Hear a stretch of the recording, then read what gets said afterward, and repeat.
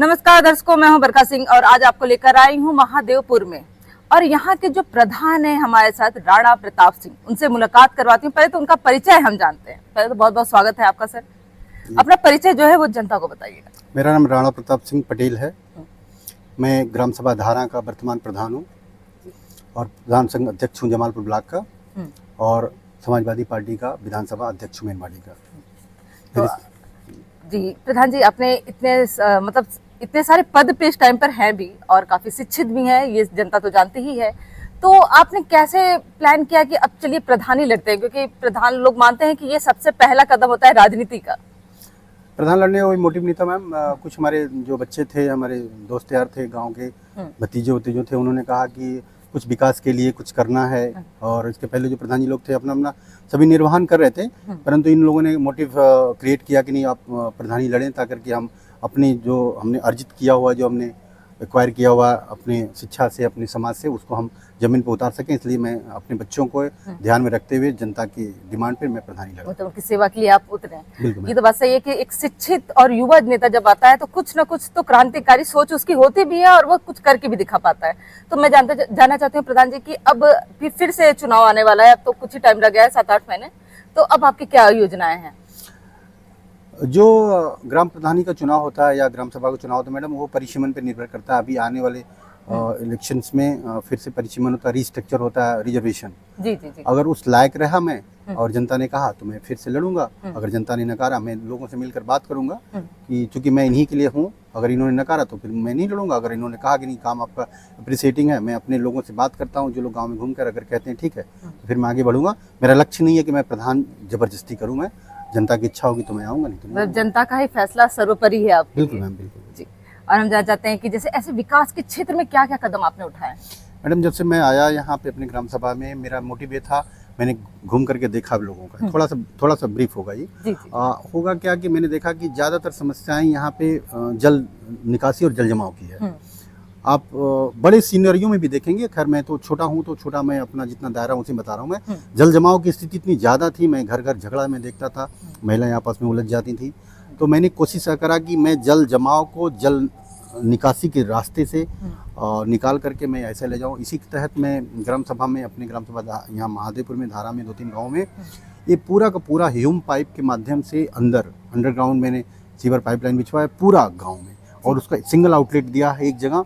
वहाँ पे उस जल की जो जल गांव का जो डेली इस्तेमाल का जल है वो बाहर चला जाता है। उस जल से खेती में, सिंचाई के इस्तेमाल में भी होता है और वो रिसाइकिल हो जाता है वाटर का, और वाटर ख़राब भी नहीं होता है। और यहाँ पे झगड़े का माहौल भी एकदम शांत हो गया है। और कुछ एरिया में ऐसे जिसमें नहर की पानी नहीं आ पाती थी, वहाँ पे उससे पंप सेट से उस जल से सिंचाई का भी काम होता है, सिंचाई का कार्य भी हो जाए, और ये जल जो आपके घर का है वो सिंचाई में इस्तेमाल हो जाता है और झगड़े भी समाप्त हो गए। ये मेरी प्राथमिकता थी और इसको मैंने करके दिखाया भी है।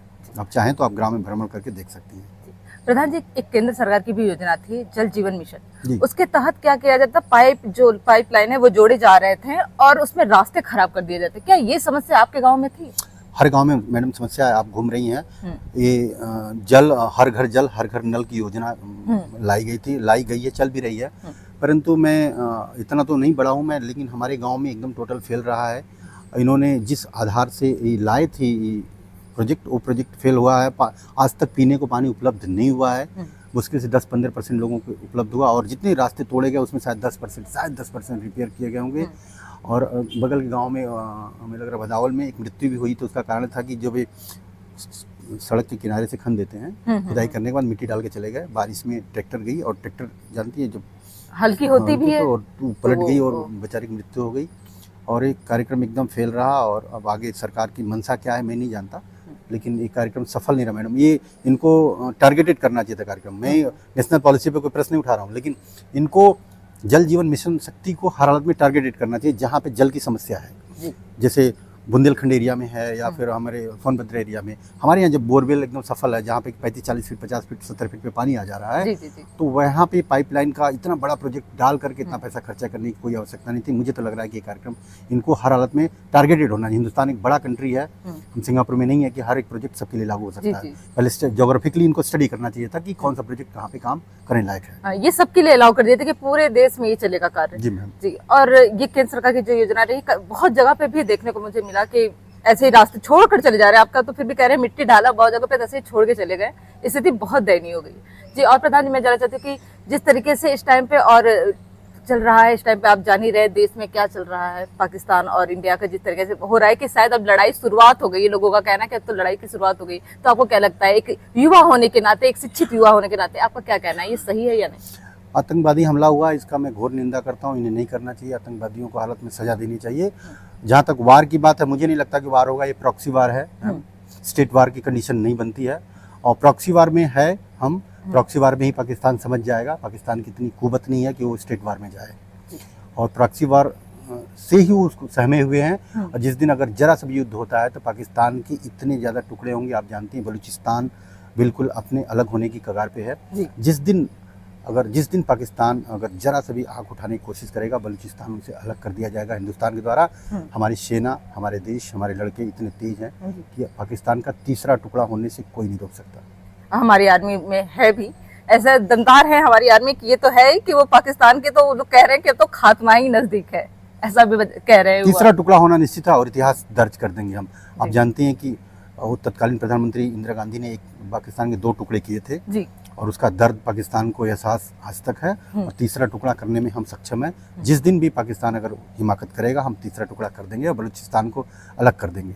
जी प्रधान जी, चलिए ये तो देश की बात हो गई और गांव पे फिर से हम वापस आते हैं। हम जानना चाहते हैं कि गांव में आपको क्या लगता है, अभी भी कुछ चीजें ऐसी होंगी जिसका जो आप निवारण करना चाह रहे हैं और समस्या आ रही होगी, जनता के थ्रू आ रही है या प्रशासन से आ रही होगी, ऐसा कोई समस्या है? गाँव में एक तो बिजली थोड़ी सी और बेहतर हो जाती, जो मैंने गाँव की स्टडी किया। जल निकासी तो मैंने कर दिया हुआ है। और यहाँ पे जो शौचालय वगैरह की व्यवस्था, अभी मैं लगातार प्रयास कर रहा हूँ कि ओपन डेफिकेशन फ्री होना चाहिए। और लोगों को मैंने बेसिक्स उपलब्ध किया, टॉयलेट भी करवाया है। लेकिन उसके बावजूद भी लोग उतना ज़्यादा एक्टिव नहीं हो रहे हैं कि ओपन डेफिकेशन ना करें। और इनको समझाते समझाते भी मैं थक गया। और शायद समझ की कमी है। मैं ये नहीं कहता हूँ कि जनता समझदार नहीं होती, लेकिन मैं इनसे रिक्वेस्ट करना चाहता हूँ पूरी भारत की जनता से भी, अपने ग्राम की जनता से भी, कि डेफिकेशन ओपन ना करें, हर हालत में शौचालय में जाएं और उसको समझने का प्रयास करें। हम उस दिशा में कार्य करें। यह बड़ी उपलब्धि होगी जिस दिन हर आदमी शौचालय इस्तेमाल करने लगेगा।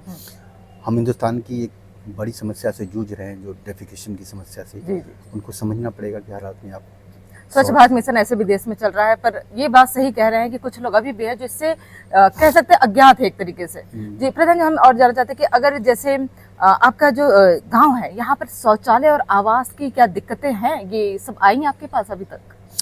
शौचालय तो लगातार आ रहे हैं, जो हम लोग कहते हैं उतना मिलता भी है, कुछ कम मिलता है। सरकार भी क्या करे और बजट का भी अभाव होता है। लेकिन हम जनता से अपील करना चाहते हैं कि वो जितना हम कर सकते हैं हम करें। हम एक सहयोग, शौचालय में एक सहयोग राशि दी जाती है। जी जी जी। 12,000 की सहयोग राशि से शौचालय नहीं बनता है। हर आदमी को उसमें अपना कुछ मिला करके उसको तैयार करना चाहिए, उसको इस्तेमाल मदद मिलती है बस। उसको इस्तेमाल करना सबसे ज़रूरी है। मैंने बहुत सारा देखा कि लोग बनवा तो लेते हैं, लेकिन समझ की कमी से वो लोग सोचते हैं कि भर जाएगा इसलिए बाहर करो। जबकि उनको ये बताना, उनको समझना पड़ेगा कि जो फिकल मटेरियल है, जो हमारा वो है वेस्ट प्रोडक्ट है, वो धीरे धीरे अपने आप समाप्त हो जाता है, गल जाता है। उससे टैंक भरती नहीं है।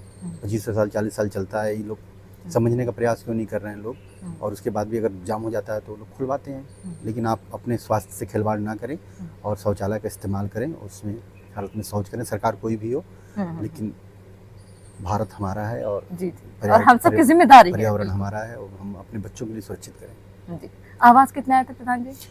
मैम, हमारे समय में आवास नहीं आए, क्योंकि जो सर्वे था पहले का, उसी जो लिस्टिंग है उसी के आवास बन रहे हैं। हम लोग सर्वे करवा रहे हैं। सरकार अभी तक उस पर जो है विशेष कार्रवाई नहीं कर पाई है।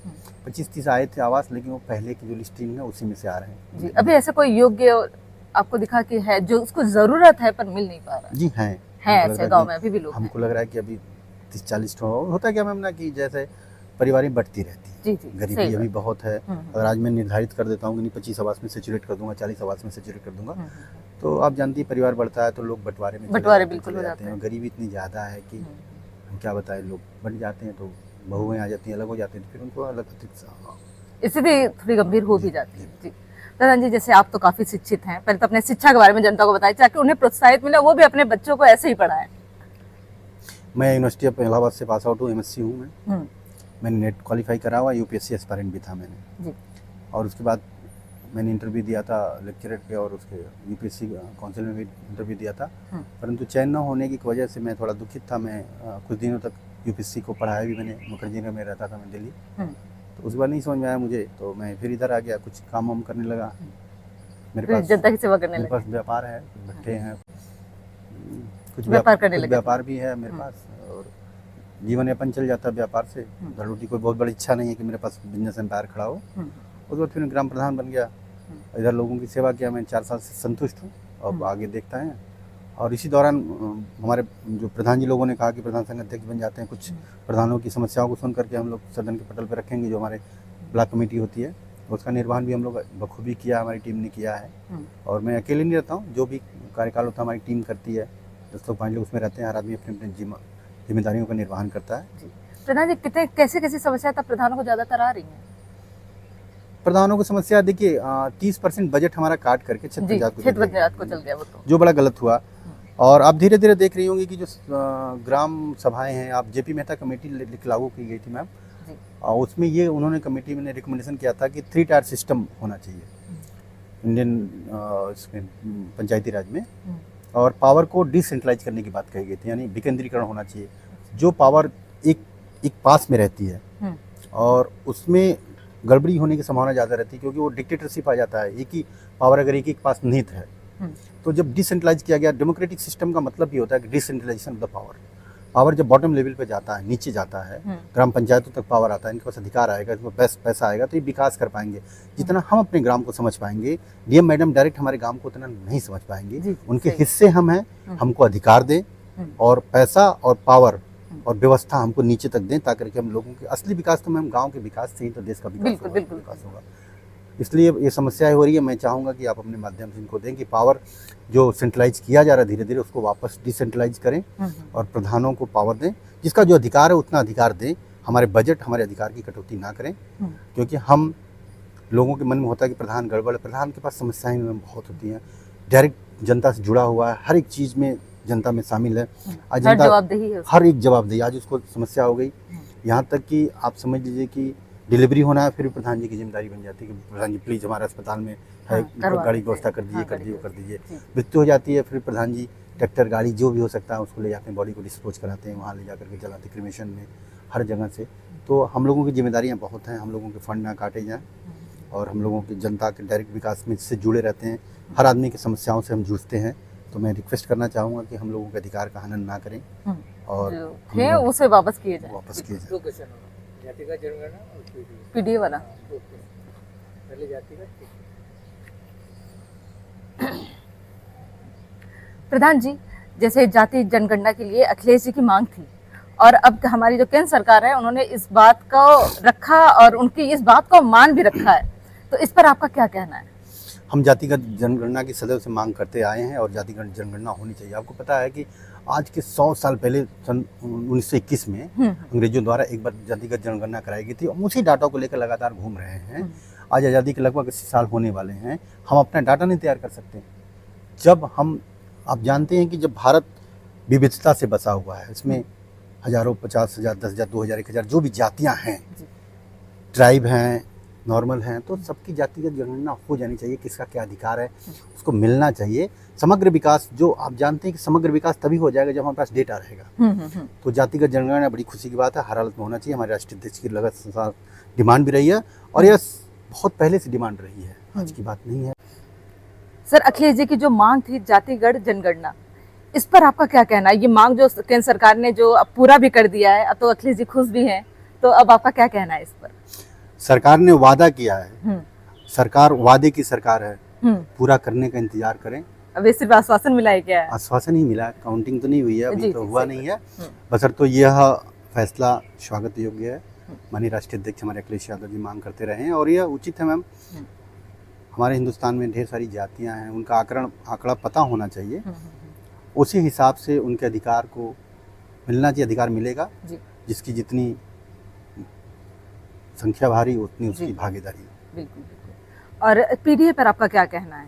क्योंकि इस टाइम पे पीडीए बहुत ही जैसे लग रहा है कि वो एकदम हाई लेवल पे जा रहा है। यह एक माननीय हमारे राष्ट्रीय अध्यक्ष का एक गजब का इनोवेटिव आइडिया था, और उस लायक हैं भी वो। और उन्होंने हर जाति के लोगों को जोड़ने के लिए पीडीए बनाया मैम। वैसे तो कहने के लिए पिछड़ा, दलित और अल्पसंख्यक है, परंतु राष्ट्रीय अध्यक्ष का कहना है कि उसमें सारे लोग हैं जो भी अपनी बेसिक समस्याओं से जूझ रहे हैं, जिनको नौकरियां नहीं हैं, जिनके पास व्यापार नहीं है, वो भले सामान्य चाहे वो अगड़े हों, चाहे पिछड़े हों, चाहे दलित हों, उन सबका स्वागत है। सब लोग उसमें हैं भी और सब लोग को जोड़ करके हम चलने का काम भी कर रहे हैं। और आपसे वादा कर रहे हैं कि 2027 में सारे पीडीए के लोग मिल करके अखिलेश यादव को मुख्यमंत्री बनाएंगे और सबको साथ ले करके हम लोग सबका विकास करेंगे। जी। चुनार विधानसभा में आप विधानसभा अध्यक्ष भी हैं। जी मैम। तो अब आपको क्या लग रहा है कि इस बार जो चुनार है उसमें भी लाना ही है, सपा आएगी ही आएगी? बिल्कुल आएगी मैम। आपको मैं वादा कर रहा हूँ और आश्वस्त कर देना चाह रहा हूँ कि जिस हिसाब से हमारी संगठन, हमारा टीम काम कर रहा है, हम बूथ लेवल तक जा करके सत्यापित कर रहे हैं। हमारा कॉन्सेप्ट है एक बूथ 10 यूथ। हम सारी यूथ को तैयार कर रहे हैं। लगातार हमारा संगठन मजबूत हो रहा है। हम नीचे तक बहुत ज़्यादा मजबूत हैं और हर हालत में हम चुनाव को जीत के देंगे। जिसको भी राष्ट्रीय अध्यक्ष टिकट देंगे हम उसको जिताने का कार्य करेंगे और जिता करके राष्ट्रीय अध्यक्ष के हाथ को मजबूत करेंगे, उनको मुख्यमंत्री बनाने का काम करेंगे। जी, मतलब ये तो है कि वो भी काफी मेहनत कर रहे हैं, क्योंकि इस टाइम लोकसभा चुनाव भी हम सबने देखा ही है कि कैसा रहा है और उत्तर प्रदेश में तो नो डाउट उनका काम सराहनीय ही रहा है। तो इस बार लगता है कि 27 में जो 22 में नहीं हुआ वो 27 में होकर ही रहेगा। बिल्कुल हो जाएगा, बिल्कुल होगा मैम, हर हालत में होगा। और चुनाव की जनता भी यही चाह रही है इस बार बदलाव होगा। जी। और कुछ अपनी जनता से कुछ कहना चाहते हैं, अपने गांव की जनता से, अपने क्षेत्र की? मैं क्षेत्रीय जनता से अनुरोध करना चाहता हूँ कि हर हालत में एक तो पहली बात कि डेफिकेशन को समाप्त करें, बाहर शौचालय ना करें और अपने बच्चों को जो मादक पदार्थों हैं लगातार उसका इस्तेमाल हो रहा है, मैं बहुत बड़ी समस्या से जूझ रहा है हमारा समाज। जी, किसी भी जाति, किसी धर्म के हों, मैंने देखा है कि शराब, गुटखा, यहाँ तक कि धीरे धीरे ये ड्रग्स का भी माहौल अब गाँव में तक आ रहा है। गाँव भी नहीं बच रहा इससे है, गाँव में भी आ रहा है ड्रग्स, क्योंकि शहर गांव से जुड़ा हुआ है ना। अच्छाई और बुराई दोनों आती है। जी। मैं शहर के लोगों को बुरा थोड़ी कह रहा हूँ, वहाँ भी अच्छे लोग हैं, यहाँ भी अच्छे लोग हैं। इन सब चीज़ों से अपने बच्चों को बचाएं। सामाजिक परिवर्तन होता रहेगा, सरकारें आती जाती रहेंगी, परंतु मादक पदार्थों से दूर रखें अपने बच्चों को, शराब के नशे से दूर रखें और अपने विकास पर ध्यान दें, बच्चों को शिक्षा दें। हर हाल में शिक्षा सबसे बड़ी चीज़ होती है। रोजगार मिले ना मिले, नौकरी मिले ना मिले, पहले शिक्षित करें, उसके बाद जब शिक्षित कर लेंगे तो अपना रोजगार उस स्वयं खोज लेगा। धन्यवाद हमें समय देने के लिए। धन्यवाद।